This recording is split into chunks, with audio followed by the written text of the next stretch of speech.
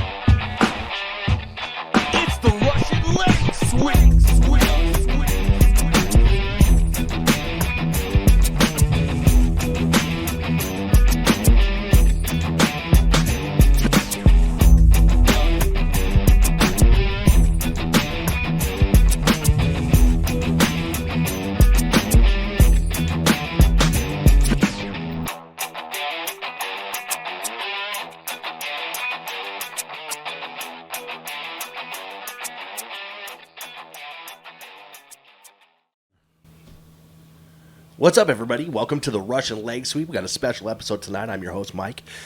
Fantastic. As always, I'm with Mikey Taylor and Sam Roaches back there on the ones and twos. I am back here. You won't ever see me. You feel free to chime in whenever, though, with that lovely voice. Of course.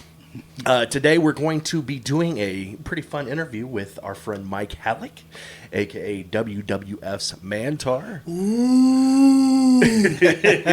Just dive right into it. We're not going to give it much more fanfare. We're just going to dive into it so we can talk about it. Thanks for having me here, fellas. Oh, dude, we're excited to have you. I'm excited to be here on a Saturday afternoon on the Russian Leg Sweep live from Omaha, Nebraska, baby. We're doing it. Mike, during last week we did an episode on you, and yes. Doing some research. There were some holes in the story that I couldn't find information, so we're just going to dive into quite it. a few, I'd have to say. Yeah, but, well, you were fair enough. Pretty close, Good, for good. just a guy doing a little research. Yeah. I appreciate that. I want to dive in. Like, we found out, okay, you're born in Omaha, around 10 years old, you're delivering papers, you develop a friendship with Mad Dog Vachon, and you went to South High. Yes. Is that all accurate? Yes. Okay. Let's just start from there, man. So start from before you met Mad Dog to after high school or whatever. Well, I was 5 years old and weighed approximately 150 pounds. No, I'm just kidding. But I've always been, very big for my size. And I was only 5 pounds, 4.5 ounces when I was born, actually. And my mom and dad adopted me, of course. And my mom was having a baby shower the day they got the call from the lawyer, said they had a child. And so they brought me over to the baby shower, and my mom's mom, my grandfather, he was like, Marcia and Bob, he says, you guys are going to be in trouble. I was like, Dad, what are you talking about? He's like, this is going to be one big kid.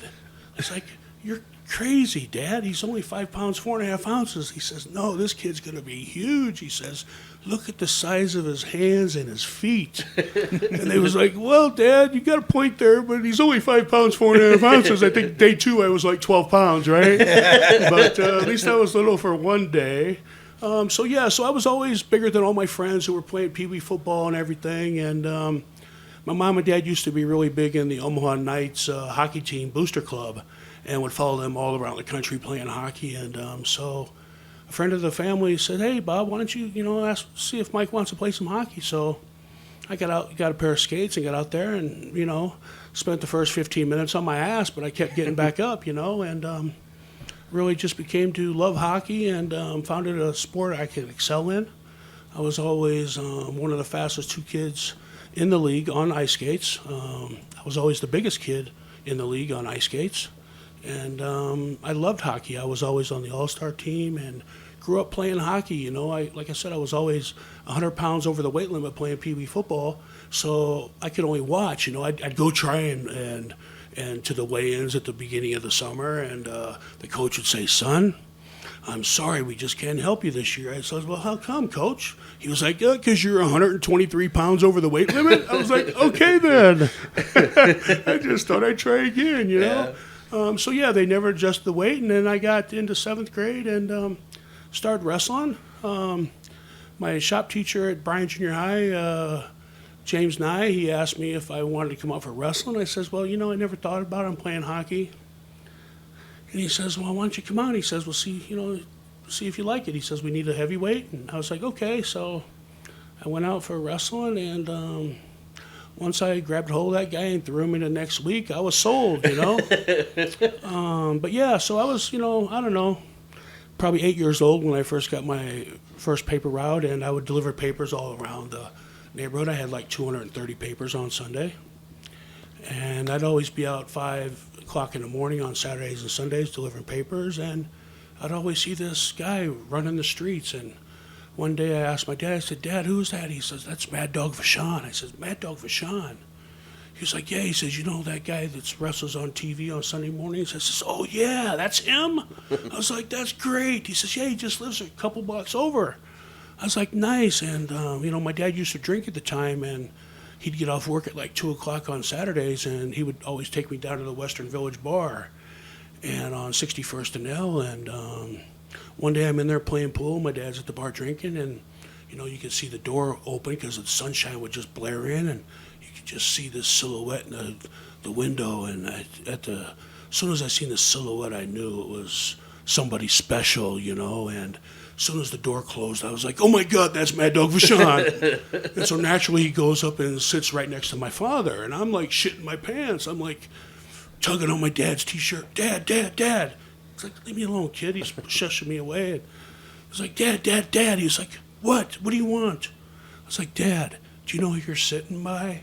He was like, yeah, Maurice. I was like, no, it's Mad Dog Vachon. He was like, you want to meet him? I said, no, thank you. And I turned around to take off, and he grabbed me by my pants, and he pulled me back, and he said, hey, Maurice, I'd like you to meet my son, Michael. And, I was in awe, and he was like, do you like professional wrestling, kid? I says, are you kidding me? I says, I lay on the TV on the living room floor every Sunday morning in my underwear watching you wrestle. He was like, would you like some tickets? I was like, sure. He was like, okay. He says, I'll give them to your dad. And he says, I'll bring you back and introduce you to the wrestlers. So literally after the first match was over, my dad took me down there, and Maurice took me behind the curtain and stuff. He says, I'll bring him back after intermission's over. I said, okay. And so the first guy that Maurice introduced me to at 10 years old was Andre the Giant. And he knocked on his door, boss, I have a fan, wants to meet you. And I shook his hand, man, and he was so enormous, and he was sitting down, and he was still looking over the top of my head, right? Andre was absolutely huge. And then he introduced me to Hulkster, and then, of course, Nick Bockwinkel, Ray the Crippler Stevens, the Crusher, the Bruiser, all the guys, Vern Gagne. And I'll never forget, I was standing there Maurice says, I got to go out and wrestle, kid. He said, I'll be back in 15 minutes. Stay right here. He says, anybody asks you who you are, what you're doing, you just tell them you're with the Mad Dog. I said, okay. So I'm standing at the door, peeking out the curtain, and finally Greg Gagne comes up, and he taps me on the shoulder. He says, son, can I help you? I was like, no. He was like, son, can I help you? I was like, no. He was like, what are you doing here? And in my best Mad Dog imitation, I says, I'm with the Mad Dog. And he was like, okay, kid, I'm sorry. Have a good day. Enjoy the show. And he turned around and walked the other way. And I remember when we buried Maurice, 7, 8 years ago, I guess he's probably been gone now, maybe more. The Baron and Greg Gagne came down from Minneapolis to pay their respects. And I went up to Greg and I introduced myself. And I started talking about the one Greg Gagne Mad Dog Vachon story I had. Yeah. And he was like, oh my God, I actually remember that. He was like, you have no idea how crazy Maurice was. He says, we'd be up flying in an airplane 35,000 feet, and he'd get up out of his seat and go open up the fucking hatch door and say, does anybody want to go for a fly? And they're like, Maurice, you crazy son of a bitch, sit your ass down. You're going to kill us all, right? But Maurice was such a great guy. He eventually says, go to school, get your education, and come and see me when you're done to college. He says, now, set you in the right direction. Well, after I started at Ryan High, then I went to St. Joseph High School. Then my junior and senior, I transferred to South High School. And so I was a 4-time state qualifier and a 2-time state finalist and for South. And I played 2 years of semi-pro football after that. And right after that, I said, Maurice, I says, I'm ready to start professional wrestling. He says, well, he's like, let me send you up to Minneapolis for Eddie Sharkey. And so I went up there, and, Eddie Sharkey trained the Road Warriors, Tom Zink, Mike Enos, the Repo Man. Eddie Sharkey's trained a lot of WWF guys, WCW guys, a lot of great wrestlers. And I was up there for like a month, and I knew more about amateur wrestling and professional wrestling than what he was teaching me. So I called up Maurice. I said, Maurice, I'm not learning shit up here, man. I got to go somewhere and learn how to do this job. And because I was a great amateur, I knew how to amateur wrestle, but I wasn't a very good professional wrestler. And so he said, well, come home, kid. He says, by the time you come home, I'll have somewhere for you to go. And I came home and spent Sunday morning in Maurice's house, in his living room, and playing cribbage and making phone calls. And he finally got a hold of Larry Malenko down in Tampa, Florida. And that was Dean and Jody Malenko's father. And Dean Malenko is the man of 1,000 holds in WCW. And so Dean and his brother Jody and his dad Larry, they taught me how to wrestle. Okay. And, going through Larry Malenko's training camp in Tampa, Florida, there was guys coming through there like Carl Gotch, was a famous Japan shooter, the 1-2-3 Kid, Bart from the Smoking Guns. A lot of big name talent Malenko trained, and I spent a year in Tampa, Florida training. And when I came home back to Omaha from training, I was home maybe a month, maybe 5 weeks, and at that time, PN News was really hot on TV. And my mom and dad would be getting telephone calls from all my aunts and uncles all around the country. Hey, is that Mike on TV? Is that Mike on TV? It's like, no, he's not on TV yet. They said, hopefully someday, though. And a couple weeks after that, I was in the old Duffy's Tavern right off about 36th and Q, 38th and Q. And with a buddy of mine that worked at UPS, Corey, and we were having a couple beers, and this guy at the corner of the bar just kept fucking staring at me, man. And my buddy says, Slim, he says, what's up with that guy over there staring at you? I said, I don't know, but if you don't fucking knock it off, I'm going to go over and knock his ass out, right? So the guy comes over, you obviously could tell that I was getting a little pissed off and a little antsy, and he's like, hey, man, sorry, bro. He says, I didn't mean to stare at you. He says, I was just trying to figure out why my brother was in this bar and didn't come over and say hello to me. I said, your brother, huh? He says, yeah, my brother. I says, I suppose you're going to tell me your brother's PN News, the rap master. He says, absolutely, that's who my brother is. I said, fuck off, dude. Now I'm going to beat you up twice. Once for staring and once for lying. He's like, no, wait. He gets his wallet out. He says, look, my name's, shows me his driver's license. He says, my name's Johnny New. His name's Paul New. He says, our parents owned New Cheese up in Hartington, Nebraska. He says, I promise you, it's my brother. He says, look, I'll call him right now. And so he called him, and of course he got the voicemail. And so he talked to him and stuff, and he ended up talking to his brother. He says, give me your number. And he says, when I talk to him, I'll give it to you. Give it to him. And tell him I met his twin brother in the bar in Omaha. So a couple weeks or a week or so goes by, and my phone rings. I speak to Mike. I said, Mike, this is PN News. I said, hey, bro, how you doing? He says, great. He says, so my brother tells me that we could be twin sisters. I says, yeah, that pretty much sums it up, according to all my relatives, yeah, And so he's like, listen, he says, we're going to be coming in town to do the Omaha, Des Moines, Sioux City loop in a week and a half. He says, if you want, he says, you could pick me up at the airport.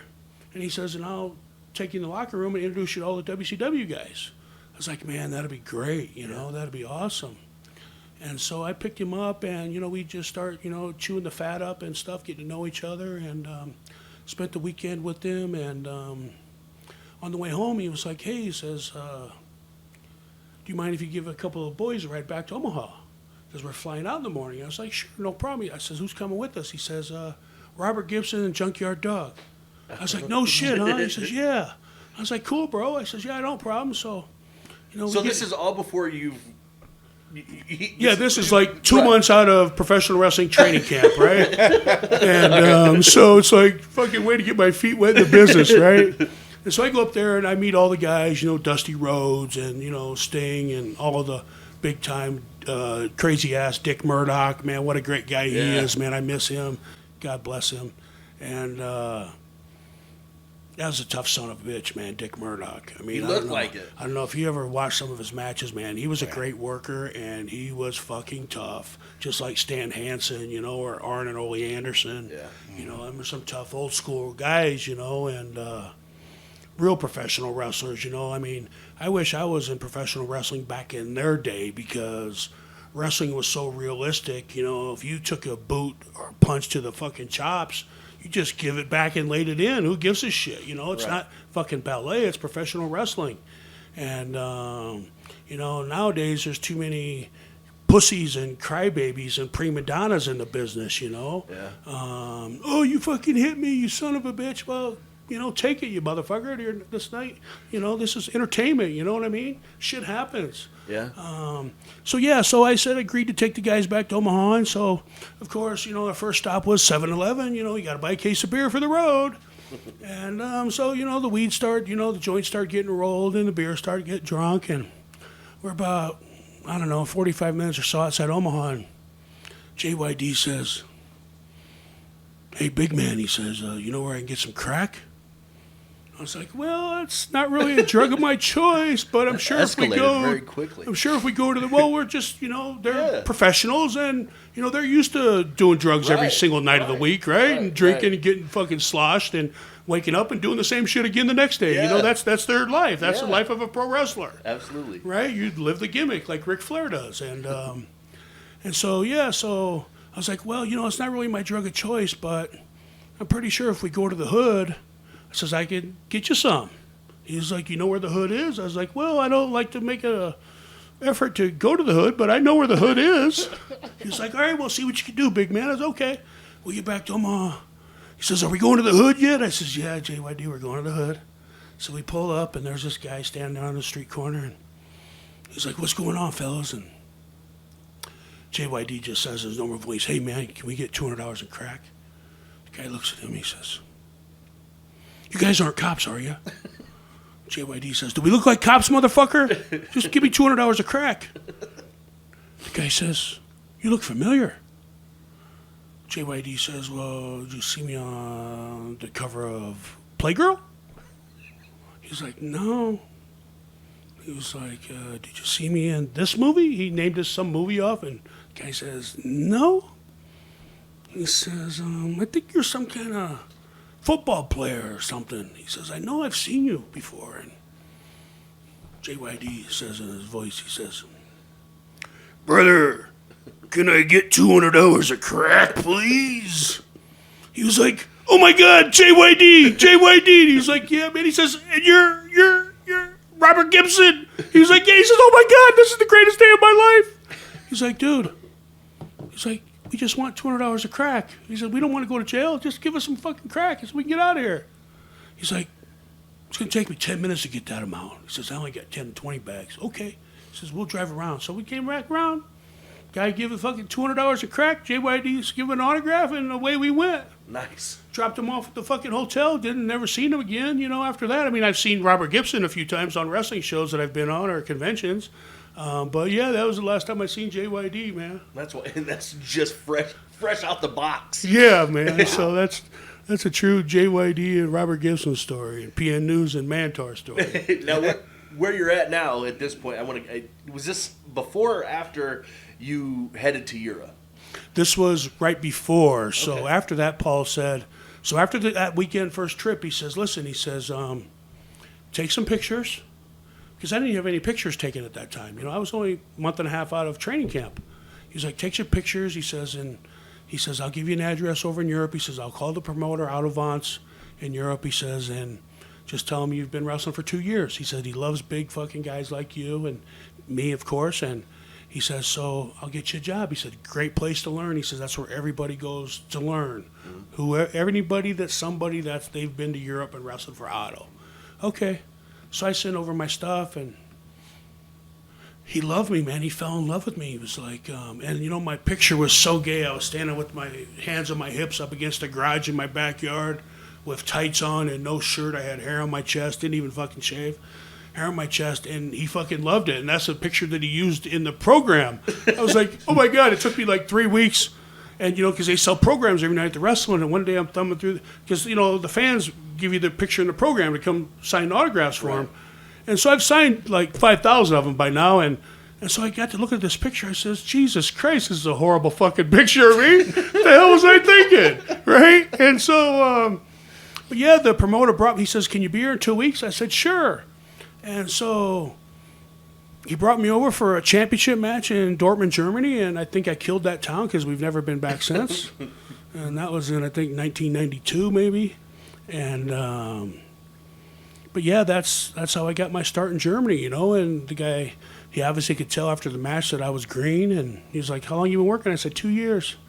He says, "No," he says, "Really?" He says, "I know you're green." He says, "How long you been working?" I says, "Honestly?" He says, "Yeah, don't lie to me." He says, "We're all boys here." He says, "I'm not God. Right. I'm not judging you."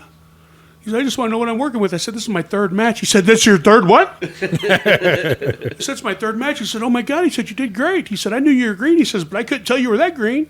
Yeah. He says, "You must be a good amateur." I said, "Yeah." He says, "Well," he says, "that's what got you through." He says, "Listen," he says, "we got one time to go. We're here for 38 days." He says, "I pay the Americans $335 a day, American, and I'll pay you every 2 days." Now, is this with Otto Wantz? Otto Wantz, so yeah. You dealt with him directly? From day one, yep. Okay, He was my boss, and from day one till the last day I worked over there, he was my boss. Cool. And I even wrestled him a couple times, you know. Good thing about, again, Otto Wantz, old school guy, you know, wrestled in the AWA, was the AWA heavyweight champion at one time. Mm-hmm. And he slammed Andre the Giant. He did. And I wrestled Otto in his hometown in Graz, Austria, in front of like 25,000 people. People were throwing fucking beer cups full of beer and cigarette butts and all sorts of shit. Just heaving. I mean, he was like a god over there, right? And I remember wrestling him, and my buddy Paul said, "Chubbs," he says, "you're gonna have to lay it in." And I was like, "Okay." I was like, "Are you sure?" So I remember one time I'm fucking beating him in the corner, and I mean I'm punching him in the fucking head, and he was like, "Harder." I'd hit him harder. Harder. I'd fucking hit him as hard. Harder! And I fucking whacked him as hard as I could, man. I think he seen stars because he was like, "Not that hard, motherfucker." You know, but great boss, great person, made me a lot of money, gave me an opportunity to learn the business. And, you know, when I got there, Dave Fit Finley, which is, in my opinion, the toughest wrestler to ever walk the planet. Agreed. Sam finally chips in. Yeah, you know, I mean, Well, it's a true story, you know. Yeah. I mean, they didn't call him the Belfast Bruiser for nothing. Right. And I stole a lot of shit from Dave, you know. Dave knew the psychology. He was a superstar in Europe, superstar in Japan, you know, superstar wherever he was, you know. And so he took me underneath his wing, and I remember guys like Owen Hart and Chris Benoit were two of the guys that helped teach me the business with Dave Fit Finley. And, you know, we were the heels and they were the baby faces, so we'd wrestle them probably 2 or 3 times a week in tag matches. And I would wrestle each one of them in a singles match. So I would wrestle each one of them guys probably at least 4 times a week. Yeah. And, I mean, they literally taught me the ropes along with Dave Taylor, the Squire David Taylor. And so, yeah, there was a lot of talent over there. You know, Steve Regal, Robbie Brooksides, you know, Tony Sinclair. You know, a lot of the English guys, you know, they kind of didn't like the Americans so much because, you know, the English, they knew how to wrestle. They were the experienced guys. They were the guys, they were basically the trainers. Right. And all the green Americans would come over to learn how to wrestle, and the Americans would be making $335 a day, and the English would be making $250 a day. You know, in my opinion, there was something wrong with that, but I wasn't fucking complaining. Right. You know, I'm going to take the money, keep my mouth shut and ears open. That's what they tell you, right? And so that's what I did. But yeah, if it wasn't for guys like them, you know, I would have never got my chance in Europe. And how I got my first shot with the WWF was the $1 Million Man, Ted DiBiase, came over for a championship right after the 1-2-3 Kid pinned him on Monday Night Raw. Mm-hmm. And that was his last match, and he came over to do a championship with our champion. And the boss told him that there was another guy from Omaha there and everything, and kind of give him a little background on me. So when all the boys are in the locker room changing before the show starts one night, and Ted comes on like a Tuesday, and his match is on Saturday, and so he walks in, and the first thing he says is, "Where's that SOB at?" Well, the fucking locker room went silent. Because they're like, who does this fucking guy think he is, this arrogant prick coming in here asking where the son of a bitch is, right? And I was like, over here. And he was like, SOB. I was like, SOB, what's going on? You know, South Omaha boy, and we hugged and everything. And they said, what's this SOB shit? It was like, man, we're both from Omaha, we're both from South Omaha, so we're an SOB. Oh, man, you know, they were like looking through curtains and shit, standing up on things, looking at us, talking, and you know, finally some guy, what's this SOB thing? They said, oh, okay, you know, and after that, you know, Ted was one of the boys again, right? Right. And so I just kind of looked after Ted when he was over there, and he was like, listen, give me your number and stuff, and he says, here's my number. He says, give me a call 2 weeks before you leave here. He says, and I'll call Vince, and he says, I'll get you a tryout for sure. He says, I will get you a tryout. He says, I can't guarantee you're going to get a job, but I'll get you a look. I was like, hey, that's all I can ask for is a chance. Yeah. So that's exactly what I did, man. I give it to him, and I remember 2 days after Christmas on December 27th, 1995, I got the call from J.J. Dillon. Oh, wow. And he was like, I speak to Mike Halac. I said, Sam. He says, Mike, this is J.J. Dillon. And, you know, I was just, at that point, I'm in awe, because these are guys I watched on TV, WCW, right, for years and years. And he's like, yeah, Vince wants to come up and talk to you. He says, you know, can we send you a ticket? He said, we'll fly you to LaGuardia, have our car service pick you up, bring you up to Connecticut, and you can meet Vince and see what we can do. Take a look at you. I said, okay. And the rest was history.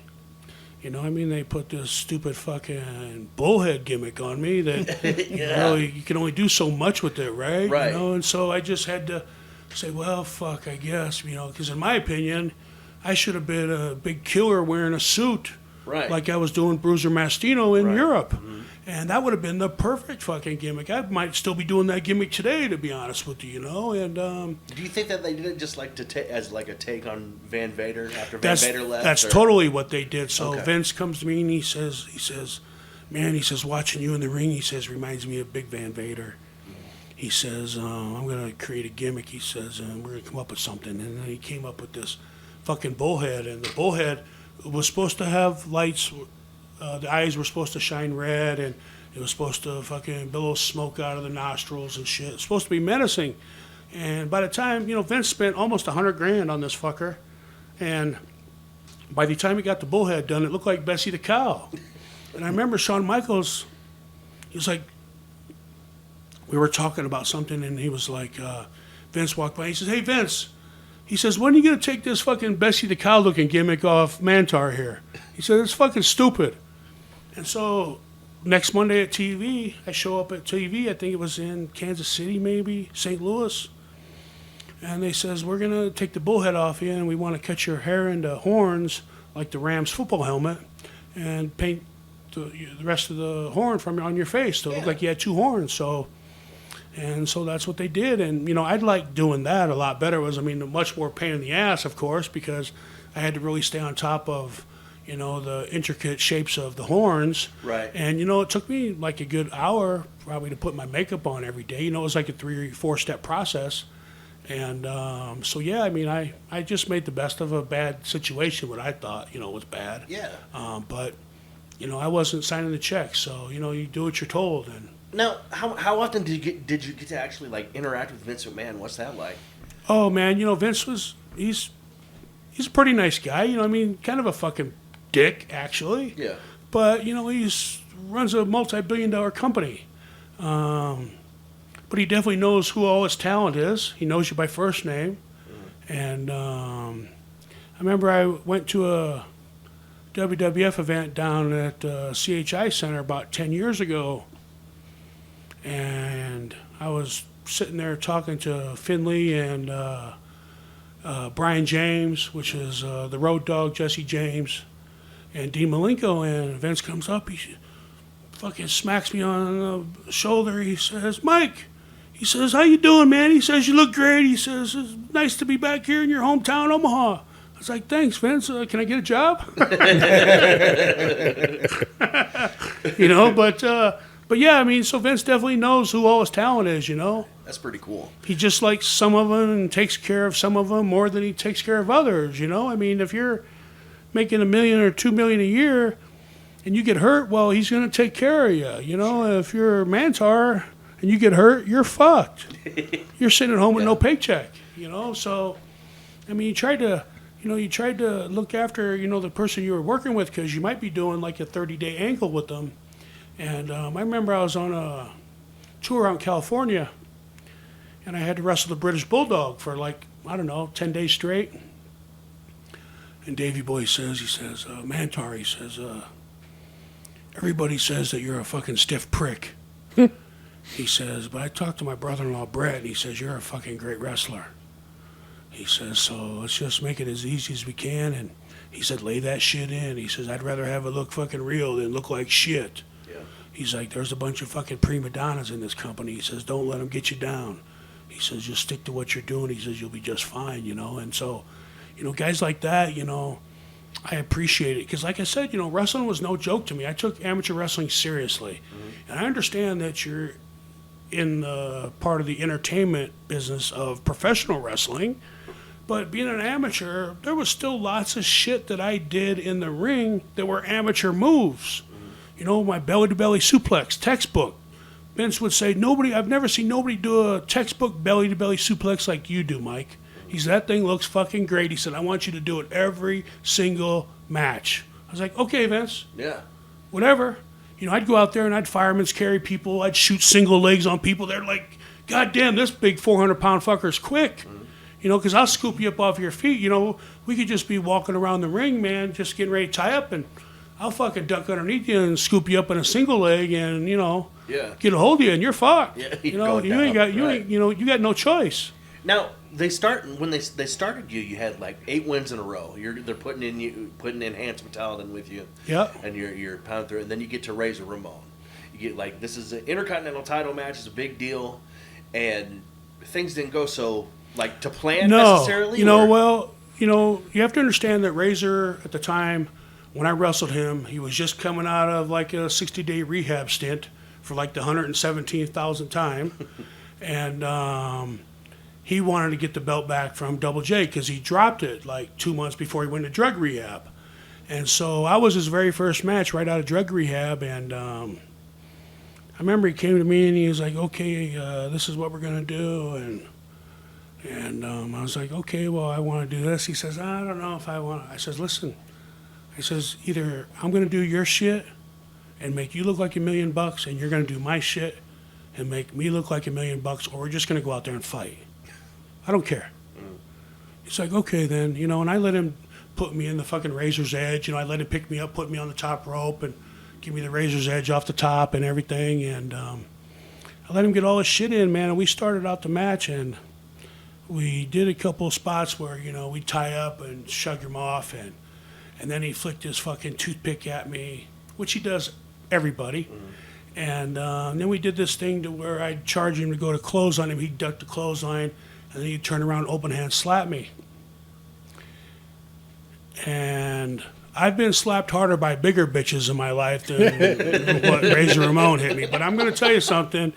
He brought everything but the kitchen sink when he fucking open hand slapped me, and it rung my bell, And I've heard a couple podcasts where Big Daddy Diesel's on there, and he'll talk about that spot every time. He's talking. Listen to him tell a spot. It's like he fucking killed me. Right. He didn't even fucking move me. I shook my head 3 or 4 times, and fucking Jack forklifted him into the fucking corner and beat the shit out of him. Vince had to get in the referee's earpiece and say, tell them 2 fuckers to knock that shit off. They're on national TV. Save it for the back.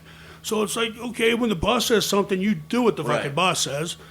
So we went right back to work, and but he fucking hit me hard and tried to knock me out, and I just, shook it off 3 or 4 times and just, snatched him up, and we just started kind of going at it in the ring, and, you could tell when people were fighting in the ring to where people were wrestling in the ring, because a real fight looks like shit. Yeah. Right? Yeah. And, when they're working. It looks great. And so that was, so when I got out of the ring, the finish was the roadie comes down, shining the belt, kind of teasing Razor. Razor focuses on the roadie. I back up. I do my Mantaur shuffle, charge him. Razor sidesteps me, flips me over the top rope. I land on the roadie and get counted out. And so to get counted out by a former world champion and a 6 or 8 time intercontinental champion for your first loss, I think it's pretty good. Right, yeah. Because he didn't pin me. He didn't fucking pin me. Right. And, a couple weeks after that, I wrestled Bam Bam Bigelow, and that led up to, that was Bam Bam's last match before he wrestled Lawrence Taylor in WrestleMania. And me and Bammer went out there and had a fucking great match, man. I mean, you watch that match, I belly-to-bellied him, I fucking, suplexed him over my head, we were body slamming each other, man. We were doing real big man shit, man, and, looking like middleweights out there doing it, And Bammer's like, he's like, man, he says, I don't know what all the fucking ruffle is about you in the locker room, he says, but he says, you're not stiff at all. Yeah. He says, you're snug, and he says, and you lay that shit in. He says, but it's wrestling. Yeah, he's the same guy. Same like legendary, works snug, works. Yeah, works stiff, there was a lot of guys that didn't really care to work with me, but I don't really give a fuck. You know what I mean? Do you think did you know Scott Hall before, like from Europe? No, Scott Hall was over there. I don't know, 3 or 4 times before I went there. Okay. So, but Paul, my best friend in the whole wide world, PN News, him and Scott were friends. Okay. Right? So, we always talk about that incident and shit. And like Brian Clark, Adam Baum, Scott Hall's a piece of shit. So, he was like, what about that time when you fucking forklifted Razor in the next week? And I was like, yeah, fuck him. Just the different perspectives of it. But yeah, when I got out of the ring that night and I got off the floor, got in the locker room and I waited for that fucker to come through the curtain, man. I got right in his face and, we started fucking pushing and shoving and throwing a few blows and, all the agents and shit, J.J. Dillon and Briscoes and them guys, Pat Patterson, were up pulling us apart, It was kind of serious. I was pissed off. He tried to take a fucking liberty, and I ain't no fucking punk bitch. You're not going to make me look stupid on national TV. I might not have the name that you do, and I might not have been here as long as you do, but my character, in my opinion, is just as important as your character. Right. You're only good as the guy you're working with in the ring. Yeah. If that guy wants to make you look like shit, well, he can make you look like shit. The guy wants to make you look like $1 million, he's going to make you look like $1 million. Absolutely. So it just, it just depends. Sometimes you have to carry some people, and sometimes you don't. A funny story. When I was training in Larry Malenko's camp, we used to wrestle. We used to train at this commercial garage park, and he had 2 double bays, and he had 2 wrestling rings in there. And on Saturday afternoons, once a month, he would have a wrestling show, and the students would invite their family and their friends, and everybody paid $5, and you got your first payday. I think it was my second match, and I made $25. But my second match, I had to wrestle Bart Gunn from the Smoking Guns. He was also in camp with me, and so I shot him in the ropes, and I told him to duck the clothesline. He never ducked it. And I busted his nose in 1,000 pieces, man. Fucking blood flew everywhere. And I remember one time I had to wrestle him when we were both in New York, wrestling for Vince. And I said, Bart, duck the clothesline. He was like, funny motherfucker.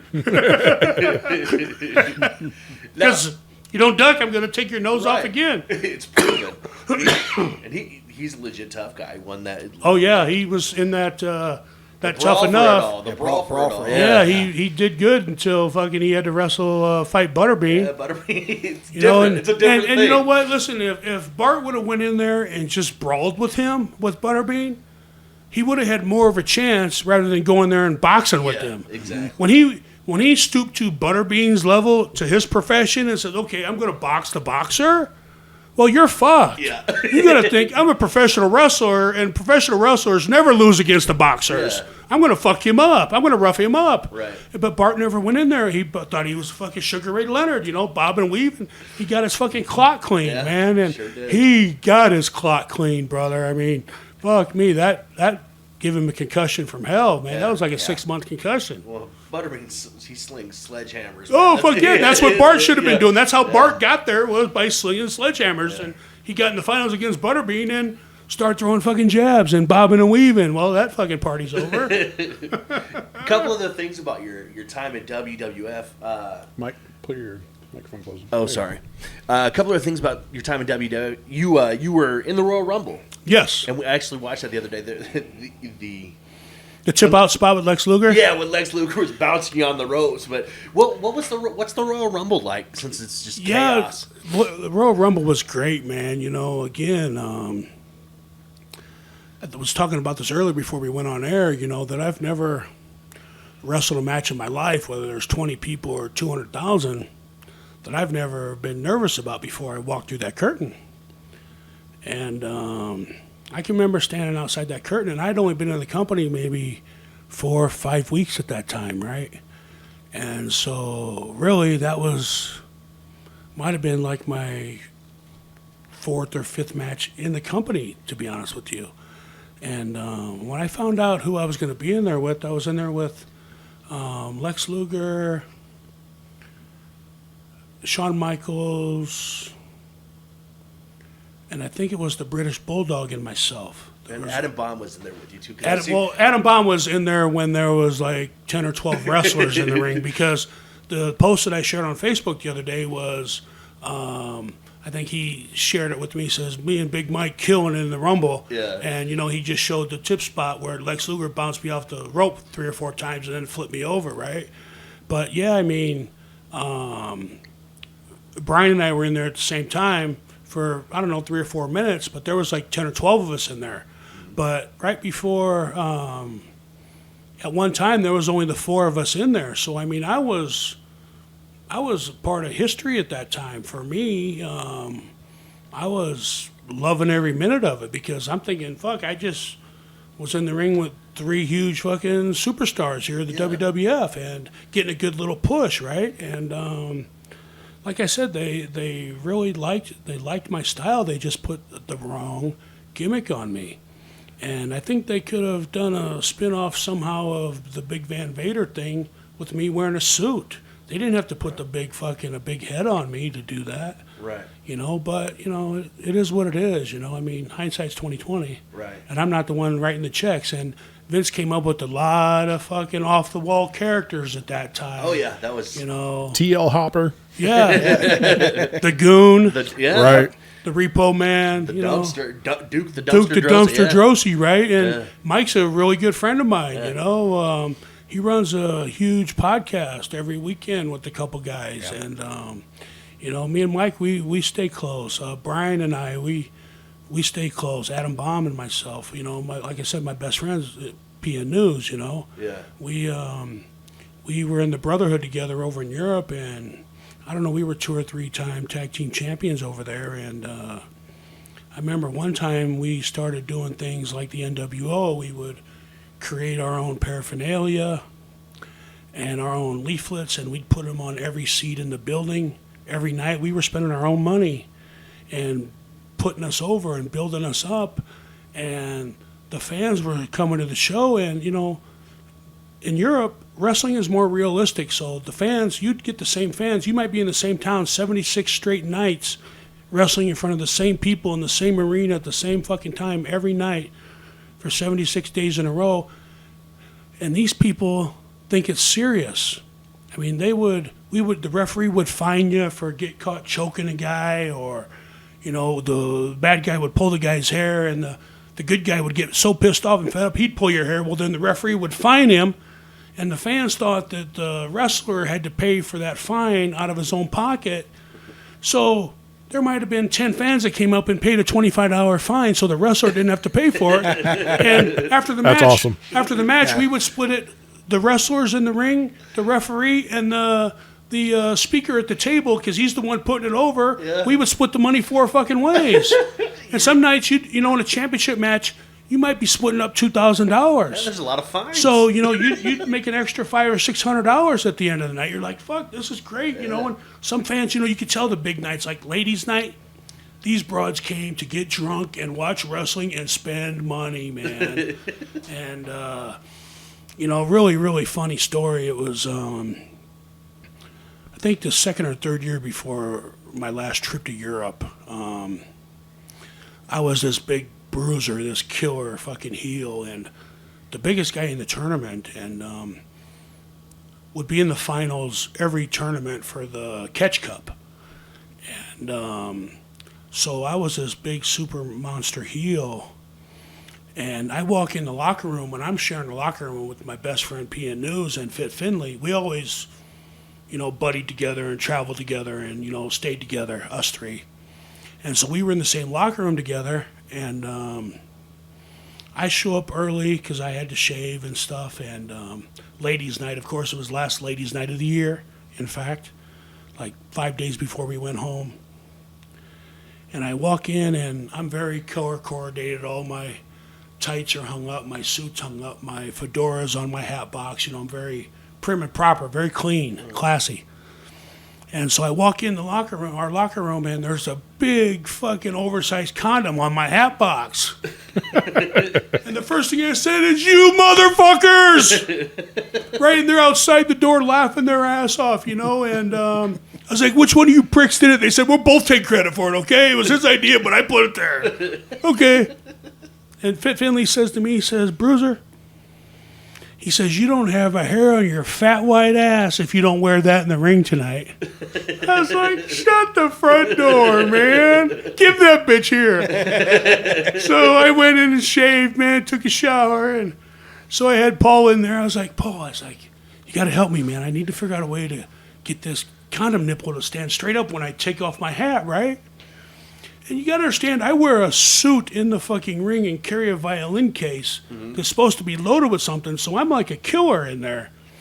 But I always had the same routine when I would go in there. I would take off my hat first. I would take off my jacket, rip my pants off, rip my shirt off, and I'd be ready to go.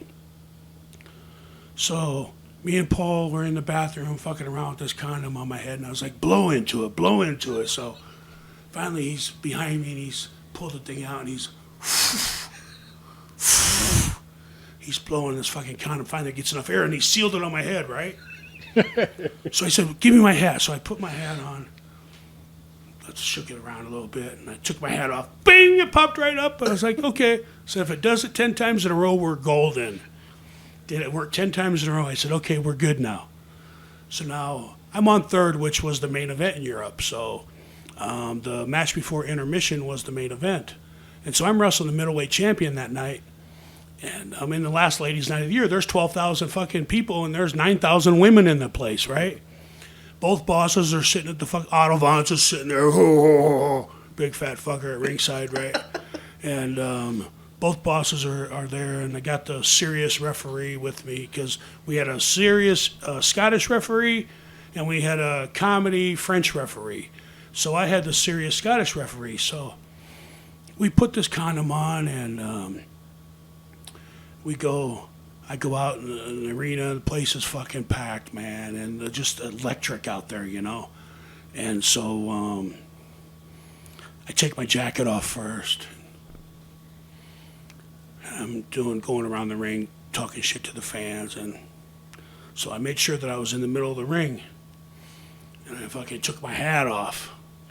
And when I took my hat off, man, I'm getting goosebumps just telling the story, because this was probably the highlight of my professional wrestling career.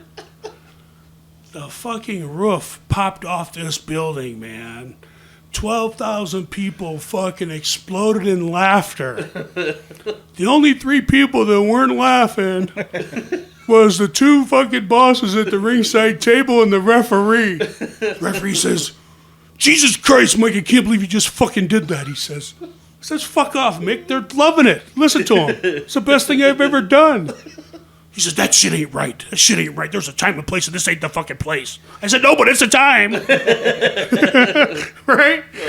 And so, literally, the fucking boss was drinking his beer when I took off this fucking hat, and the beer ended up all over his chest. He spilled the fucking beer everywhere. I can remember seeing him just like it was yesterday. It was 25 years ago. They're fucking got all their papers and shit soaking wet. They're trying to wipe them up and shake them off, and the fucking beer and shit's everywhere, man. And the guy that I'm wrestling, the middleweight champion, is literally in the opposite corner of me, laying on the canvas with his head leaned up against the back rope, holding his stomach, and he's fucking purple. He's laughing so hard, right? So I made the whole fucking place pop, right? Yeah. So I haven't even taken off my shirt or my pants yet. Right. The bell hasn't even fucking rung yet. So I walk kind of like I'm moseying over to the opposite corner where the rest my opponent's laying on the ground laughing his fucking ass off, can't breathe. He's literally purple. And I don't know if it was from all the steroids or because he just couldn't breathe. But I walked over there and kind of nonchalantly turned away from him, and then I just charged him and started beating the fucking shit out of him.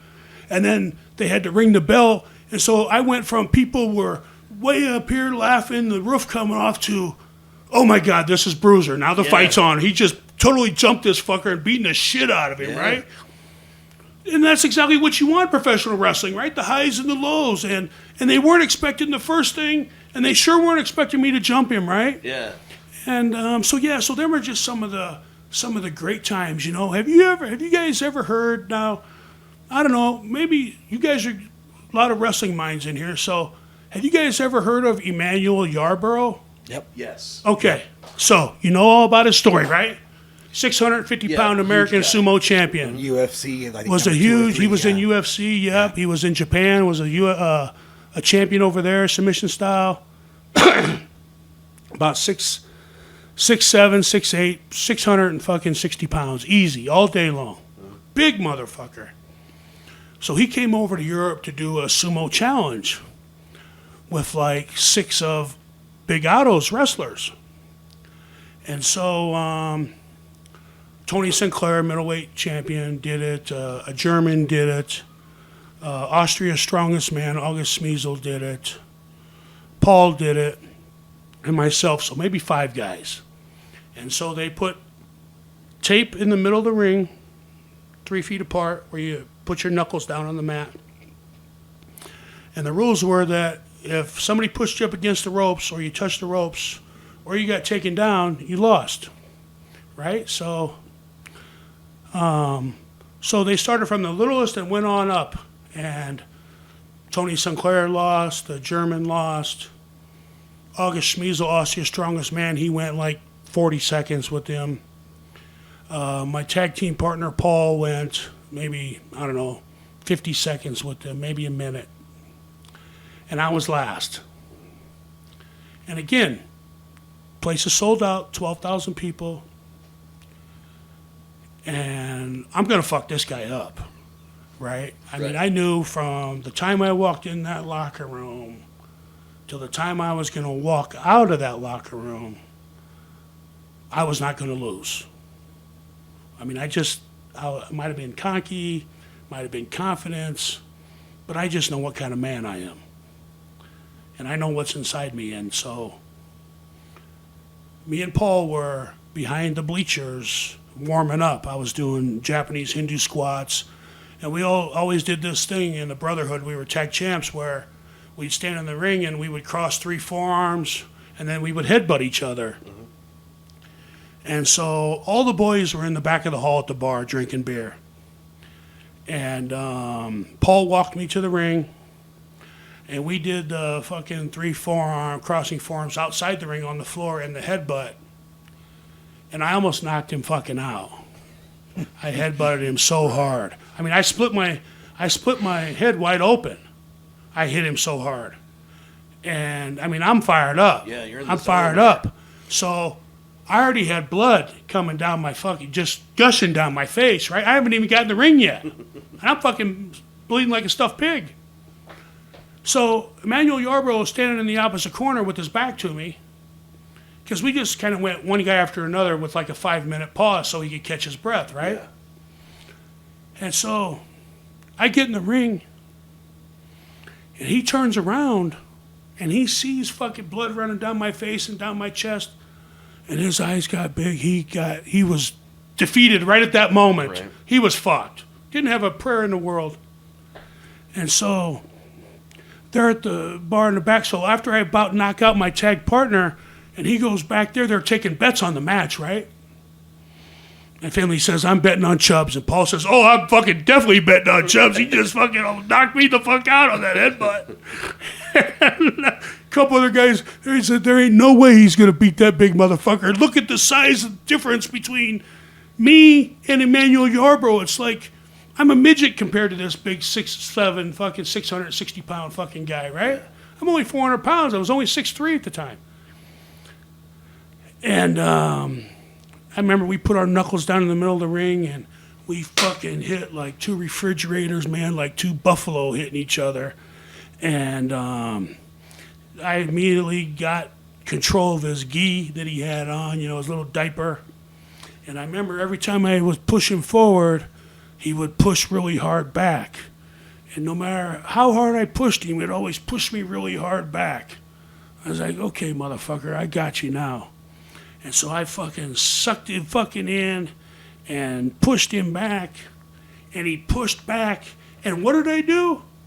I kind of Russian leg sweeped him, actually. I just ankle picked him. I put my fucking boot right behind his ankle and pushed him over. And he fucking fell over like a fucking 150-foot walnut tree. Kaboom! And he fell from a long way, dude. And I remember my instinct was to jump on top of him and cover him, right? Yeah. True story, another true story. When I jump on his chest, I go to touch the canvas, and my fingertips are 3 inches from touching the canvas. I'm like, this fucker is huge, that's a lot of right? Huge. And he came back and he was like, man, you're one tough motherfucker. He says, you really got me. I was like, man, I'm an amateur champion, man, from way back. I says, I just pulled one out of the trick bag. He said, yeah, you did. You got me, man. Yeah. He says, congratulations, man. And I'll never forget it. I go back to the boss because it was payday. So I'm going back to get my $670 for 2 days. He pays me. And I sign for my fucking money. He pays me. And he reaches in the fucking envelope. And he peels off fucking, I don't know, $5,000 or $6,000 fucking euro bills. Right. He's like, here's a bonus. Thanks, Big Mike. Nice. Yeah. I bet because I was the only guy out of 5 or 6 that did it that won. Yeah. Like, I saved the fucking company, right? And I think at that time, he knew that the best decision he ever made was ask me if I wanted to stay for the last 38 days after I done stunk up a fucking championship match, right? And it's not that I stunk it up because I was fucking shit up. I didn't know I was fucking anything up. I was trying my hardest. And I remember in the middle of that championship match, in my first real professional wrestling match, Dave Finley was my second. And we had been in the ring, because I got there like 3 or 4 days early to do press conferences and shit. And so we were in the ring working out and stuff, and I never told anybody. Paul told me to tell everybody that I'd been wrestling for 2 years, so that's what I did, right? And so we were in the ring working on some stuff, and we worked to finish out and everything, and come to the match, they wrestled in rounds over there. So at the end of the first round, Dave's in my corner. He's my second, so he's fanning me with the towel, giving me water to drink, and giving me instructions, and I'm doing what I'm telling. Now, after the third round, I can't fucking breathe. I'm blown out my ass after 10 minutes of wrestling. I got another half hour to go. Yeah. Okay, I'm already fucked. I'm screwed. I'm in the corner. He's fanning me down. He was like, how long you been wrestling, kid? I'm like, 2 years. He's fanning me. He was like, how long you been wrestling, kid? I'm like, 2 years. He's still fanning me. He was like, how long you been wrestling, kid? He says, if you tell me 2 years, I'm going to knock you the fuck out right here. I was like, this is my first match ever. He said, what? He says, and you didn't fucking tell us when we were in the ring with you, training with you and working shit out? Yeah. He said, if you'd have told us that, he said, we could have came up with a fucking better plan. He says, I thought you were experienced. I says, I am. I got 3 matches underneath my belt. He was like, oh, fuck. I was like, what do I do now? He was like, see that fucking French flag over there? I was like, yeah. He says, when you get over to it, spit a big loogie on that shit. I was like, I can't do that. He was like, why? I said, because it's a flag. I said, that's desecrating a flag. He was like, this is professional wrestling, kid. Anything goes. Brother, the fucking bell rang. I walked over there as I'm fucking walking around the ring getting ready to lock up. I fucking spit a big loogie on this flag. People start throwing shit at me, man. I mean, totally got the people into it at that time, right? Because Dave knew, well, I better do something to get these fucking people riled up because they're sitting flat on their fucking hands right now. And I'll be goddamn if that shit didn't work, man. We had a great match, great finish. The roof came off the fucking top. And I got invited back for another 38 days. I ended up going back there for another 10 years. Yeah. Right? That's pretty crazy how it all came together. If I wasn't in Europe, I never would have got a chance to wrestle for the WWF the first time, let alone the second time. Yeah. Because after I went back from doing the Mantaur character, I might have been back there a year. And at the end of that next year, I believe, or maybe it was the year after, I can't really remember now. I've had a lot of concussions, probably over 20. And the phone rings one night at like 10:15, and Big Otto says, Mastino, telephone! And I looked at the time, I'm thinking, fuck me, it's 5 o'clock in the morning in the States. What the fuck's happened? I'm starting to worry, right? And I said, Otto, who's calling? I walked in his office and said, Otto. He's like, phone. Who's calling? I don't know. I said, hello? And I'm expecting to hear my mom or my dad on the other line. He was like, Mike Halac? I was like, yeah. He says, Mike, Bret Hart here. I said, Bret, what's going on, brother? He says, good, man. How are you? He says, did I catch you at a bad time? I says, no, man. I says, I'm done for the night. I says, I was showering. I says, when I heard a phone call, I says, worst thing I thought worst case scenario was 5:15 in Nebraska. I'm thinking, fuck, what's going on with my family? Yeah. And I says, and thank God it's you. I says, what can I do? He says, man, I'm putting together this South African gimmick. He says, I brought this mouthpiece over from South Africa who does all the Kellogg's commercials in English. He says, he's going to be the commandant. I'm going to make you guys South African militia soldiers. And he says, and you're the guy with all the experience. He says, so I need you to teach these 3 fucking green guys how to work and how to work a tag. Mm-hmm. And I was like, and you chose me? And he was like, yeah. He says, listen. He says, you're a great worker. He says, never underestimate yourself. He says, don't listen to all them fucking pussy-ass naysayer fucking bitches. Sure. He says, you're a great wrestler. He says, you know what the fuck you're doing. He says, and I wouldn't be calling you right now in Europe at 10 o'clock at night to ask you if you want a job if I didn't think you were worthy. Okay. And I'm thinking, fuck me, this is coming from Bret the Hitman Hart, one of the best guys to ever lace up a pair of boots. So that's how I did the South Africa Truth Commission gimmick. And then, now you went to Memphis? Yeah, we went to Memphis. So Vince, at the time, Jerry Lawler ran the USWA in Memphis. That was his territory. And so they would bring down a lot of guys before they put them on TV. That was kind of like their like training or NXT, so to speak. Developmental type. Right, developmental type. And so, I was down there with Glenn Jacobs when he did after he got done doing the Isaac Yankem gimmick, and he became the fake Diesel, I believe. Mm-hmm.